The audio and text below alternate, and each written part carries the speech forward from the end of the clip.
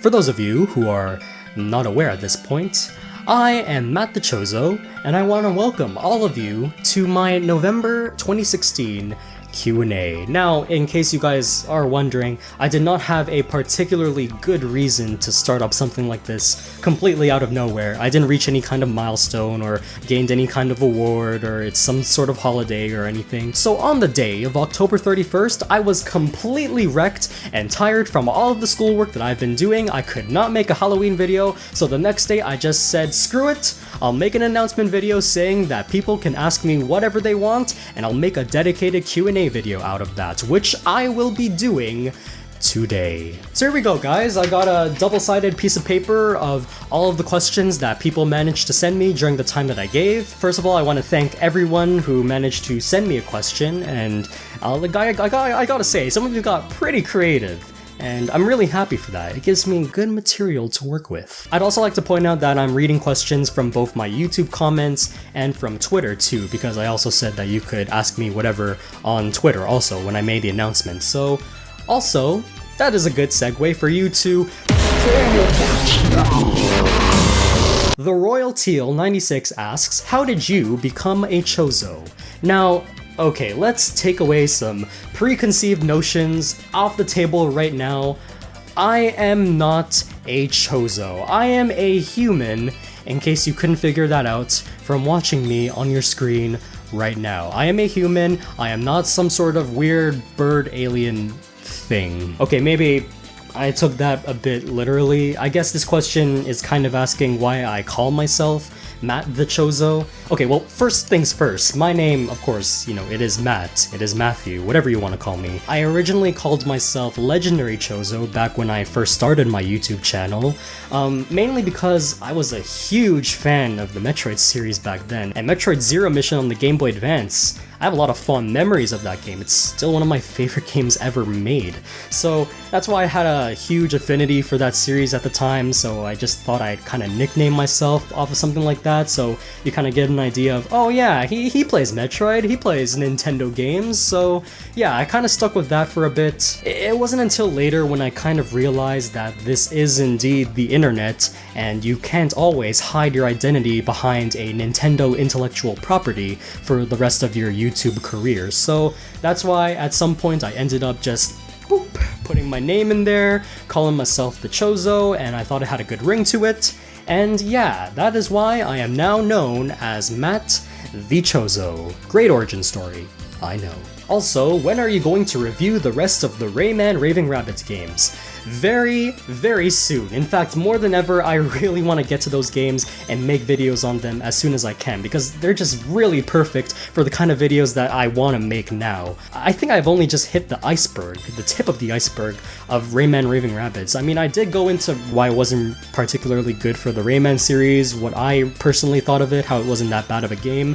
I do feel like revisiting it now more than ever, because with the format that I'm doing, where I basically just find highlights of the game and then just, you know, commentate over them, I think those kind of games would work really well. After I did the review for Rayman Raving Rabbids, I've always had plans to do the second game.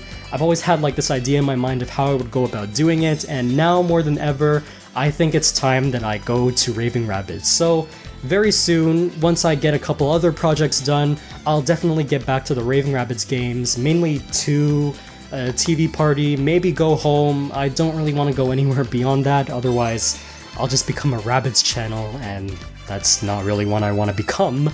So yeah, the Raving Rabbids games, I'm definitely going to look at them. I have not forgotten about them at all. Isaac Hinky asks, what year does Spyro the Dragon take place? Also, does Spyro live on Earth? Now, okay, that's a very kind of specific question to ask someone like me. I mean, what am I, Wikipedia or something? I mean, it is like a world where dragons exist, so I would say the medieval times. Definitely not like 1990 or 2000 when the game actually came out. No, I don't think it really takes place in that time.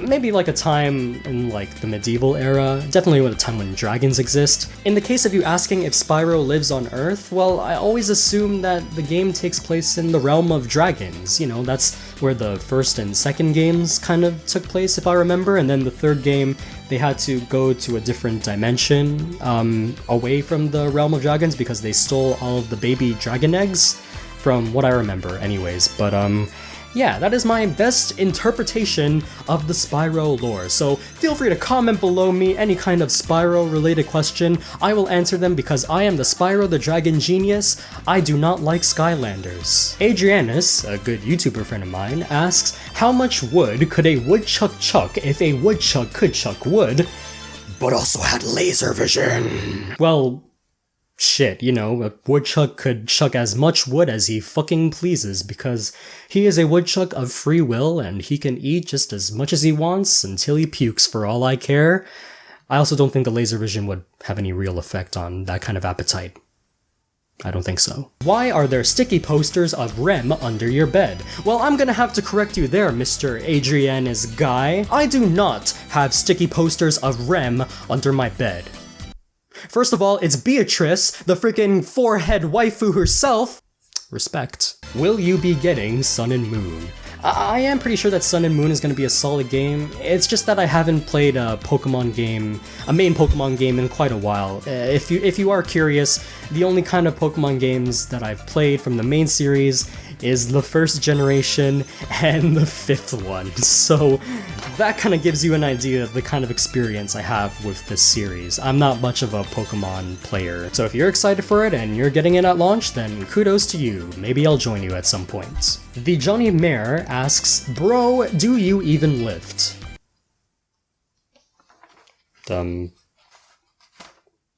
Hardly. In terms of lifting, I did lift this tripod that's carrying this camera all the way here. I did lift my phone into the thing. Does that count? Then yeah, I do lift, Johnny. I do lift. Google Sucks has a plethora of questions for me over here. So, alright, first one is who? Who? Number 2, what is your favorite anime? If I had to pick a favorite, it would be really difficult because, you know, my range of watching a lot of animes is kind of limited, but I would say that most of my favorite animes would come from Studio Gainax or Studio Trigger because they make some really good stuff. They're very consistent. In particular, I really like Kill la Kill, Gurren Lagann is hype, Neon Genesis Evangelion, you guys already know, I freaking love that series. Fooly Cooly, Panty and Stalking with Garter Belt, that show is fucking hilarious. Little Witch Academia, that one's really good too. At this point, I have not watched Kiznaiver yet. I mean, it seems like the one Studio Trigger anime that doesn't really seem like Studio Trigger to me. Maybe I could be wrong, but I will get to watching that.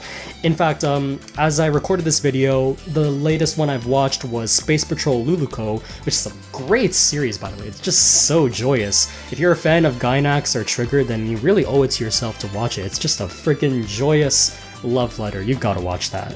Who would you get as your waifu pillow and why?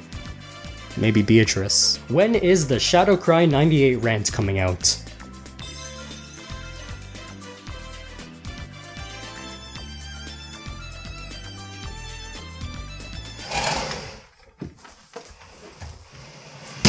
Do you like Yosuga no Sora?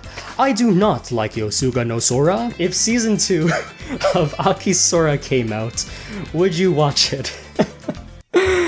I'm a sick man, I probably would. What is your favorite meme? Psych!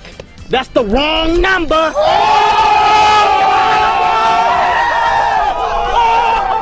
I want to know so much more and more and more and more about you.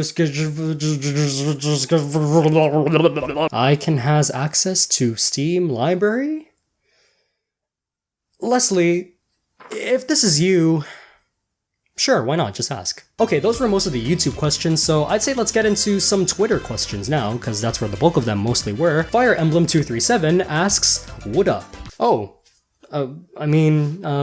Yeah, I'm doing alright. I'm doing okay. Like, I mean, you know, schoolwork has kind of been piling up, midterms have just happened, and, you know, I'm a bit kind of on the edge about them, because I haven't been studying as much as I could. At the same time, I also want to be more consistent with my video making because, you know, I don't always get the time to do whatever I can because I just have to switch between a lot of things all the time. I have to juggle everything and you know, it's kind of tiring too. It's kind of stressful too. I don't see myself not breaking down every day.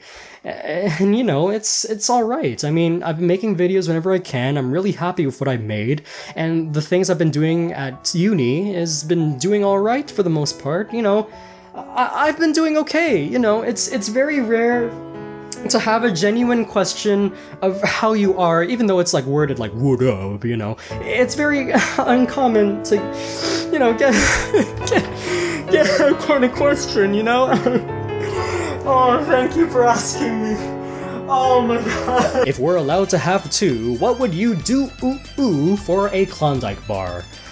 Well, depending on how much a Klondike bar really is, I will pay that much, I'm guessing like $5 or $10 for a Klondike bar, to get a Klondike bar, because let's face it, doing dumb shit like jumping out of windows or like taking all of your dignity out of yourself for a freaking Klondike bar doesn't seem that worth it in my opinion. And if 3 are allowed, I'm only allowing you these 3, tut. What is it like to drink milk out of a bag? Okay, and in case you have really no idea what he's talking about, basically he's referring to the fact that here in Canada, it's not just the fact that you have cartons for milk, but you also have milk in these bag kind of things, and you have to insert them into this other carton where you then pour your milk here in Canada, and that's the norm. And honestly, I never really considered it to be weird at the time, maybe because, you know, I was born in Canada, so just seeing bagged milk was kind of a general thing. I never really considered the fact that everyone else in the universe had their milk in actual cartons, which now that I think about it, it does seem to be a bit more convenient, because what I don't like about bagged milk is, you know, when you first open them up, they're just filled with milk, so when you cut it open and then you start to pour it out, you could potentially just drop the entire bag onto your cup and the milk would just spill everywhere, and it just makes me think, why do I even need to go into the process of putting the bag into a carton when I could just have the carton by itself? So yeah, it's freaking weird. Thank you for reminding me of that, good sir. ShadowCry98 asks, when is the ShadowCry98 rant?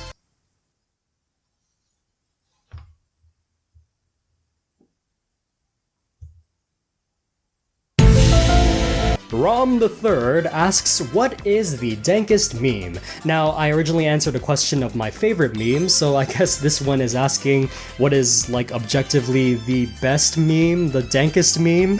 I guess in this case, okay, I mean, I guess in terms of this year, I know a lot of people give a lot of shit to it, but, Dab Boy is fucking hilarious for some reason to me. I don't know, it's any kind of CGI kind of meme thing just cracks me up. It's just so ridiculously bad that it's just funny to me. Ken Bone is also a pretty good one, Humongous too.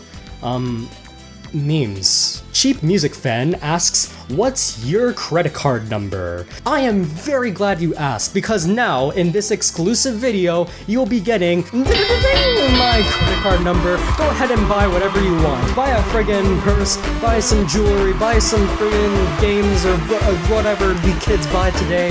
Go and buy them, waste my money, make me bankrupt. Do it now.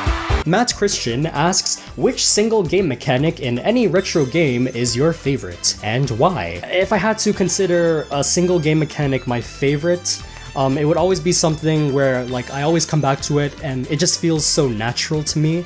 And I guess in terms of like a retro game, I would say from Mega Man X, the dash, because really the dash is just super fun to use. The dash allows you to just traverse through everything really quick and really efficiently, and it also helps that in Mega Man X, you know, there's all these slopes, there's all these different kinds of terrains and different walls that you can jump over. And, you know, using the dash in those kind of areas helps you ascend and both feel flow from moving around all of the levels. And because, you know, they're not all like straight up lines, just hallways. They're not just like bland corridors that you can just easily just hold right and go through. These are just like actual terraforms and hills that you just need to dash through, and it feels great. I also really like how when you jump off walls with a dash, you go a farther distance. It really shows that the dash itself is a very powerful kind of move to use when it comes to movement and how you move around an environment in your games. It's one of my favorite things in any kind of action game. I think any game that just about has a dash, I really cling myself towards. But really, Mega Man X was the originator of that kind of thing, and that's why I dig it. And finally, our last question from Jinoxide, this is probably the most important one. What is your ultimate goal as being a YouTuber? My goal for being a YouTuber is to not only entertain and make people happy with the videos that I make, but to also let people know that video games are not a waste of time. I always get these notions that video games are just a complete waste, you shouldn't waste your time on them, you could just do so much else. They really have nothing else to offer than what movies or music could offer, like analytically. Like, video games are just really there according to a lot of people, but really, when I set out to do my channel, even back when I started to do like commentaries and let's plays, and then I did reviews and now the kind of videos I do now, I wanted to show that there is a lot more to a lot of games than we really see. For a lot of games that I considered underrated or under the radar or something that I could point out about a game that people were talking about, I really wanted to be the kind of person that lets people know something new about a game. But you know, aside from just showing off games in a more intuitive, analytical, experience personal-based kind of form in my videos, more than anything, I just really admire the process of making videos. I've always had a deep interest in media studies, so doing this kind of thing helps me really appreciate the process behind, you know, like audio editing, video editing, making videos look good, making them personal, making them something that you would make. That's the kind of thing I really want to do with YouTube right now. I always thought that I could just stick to a format and be satisfied with just that, but as I continued doing like a format of like a let's play or a review or like what I tried to do with the details of gaming, I ended up becoming really unsatisfied because I wanted to get a lot more experimental, because there's so many other ideas that I have that I want to just put out there. So that's why at this point, I really feel like I can just go completely out with my channel, just do whatever kind of video I can. Maybe it'll be a live video like this, maybe it'll be like a commentary video, maybe it'll be something completely different.